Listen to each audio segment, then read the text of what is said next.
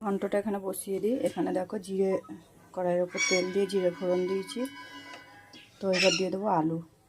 তো এখানে দেখো আলু দিয়ে দিয়েছি। আলুটা লাল লাল করে ভাজা হোক, ততক্ষণ মশলাটা করে নিই মোচার।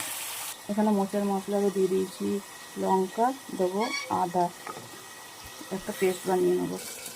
এখানে পেস্ট বানানো হয়ে গেছে আদা আর লঙ্কার। এখানে মোচা সিদ্ধ করে চটকে রেখেছি। এখানে লাল লাল করে আলু ভাজা হয়ে গেছে। এবার দিয়ে দেবো মশলাটা। তার আগে দিয়ে দেবো কাঁচা ছোলা। তো এখানে আদা বাটার যে পেস্টটা বানিয়েছিলাম, লঙ্কা আদা বাটা, ওইটা দিয়েছি। এখানে জিরে গুঁড়ো, হলুদ গুঁড়ো, লবণ, সামান্য একটু চিনি, কাঁচা ছোলা, মশলাটা কষিয়ে নেব। তো এখানে দেখো মশলাটা কষানো হয়ে গেছে, তেল ছেড়ে দিয়েছে। তো দিয়ে দেবো মোচাটা। তো এখানে দেখো মোচাটা দিয়ে দিলাম।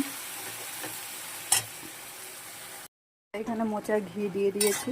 দিয়ে এবার নাড়িয়ে চাড়িয়ে শুকনো শুকনো হলে নাড়িয়ে নেবো।